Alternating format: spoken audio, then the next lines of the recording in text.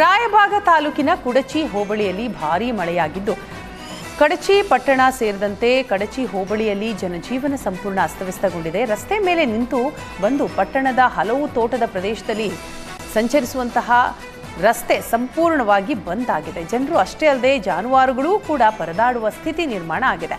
ಭಾರೀ ಮಳೆಯಿಂದ ಮನೆಗಳಿಗೆ ನೀರು ನುಗ್ಗಿದ್ದು ವಾಹನ ಸವಾರರು ಪರದಾಡುವ ಪರಿಸ್ಥಿತಿ ನಿರ್ಮಾಣವಾಗಿದೆ. ಚಿನ್ನಸ್ವಾಮಿ ಕ್ರೀಡಾಂಗಣದ ಸಮೀಪ ಉಂಟಾದ ಕಾಲ್ತುಳಿತ ಪ್ರಕರಣ ಕಾಂಗ್ರೆಸ್ ಸರ್ಕಾರಕ್ಕೆ ದೊಡ್ಡ ಸಂಕಷ್ಟವನ್ನ ತಂದಿಟ್ಟಿದೆ.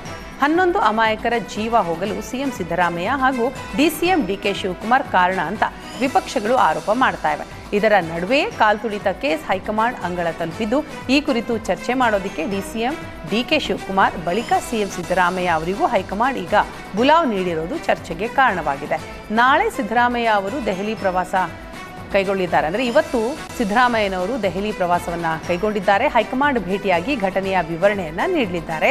ಲೋಕಸಭೆ ಪ್ರತಿಪಕ್ಷ ನಾಯಕ ರಾಹುಲ್ ಗಾಂಧಿ ಹಾಗೂ ಮಲ್ಲಿಕಾರ್ಜುನ ಖರ್ಗೆ ಅವರನ್ನ ಭೇಟಿಯಾಗಿ ಸಂಪೂರ್ಣ ಮಾಹಿತಿಯನ್ನ ಕೊಡಲಿದ್ದಾರೆ.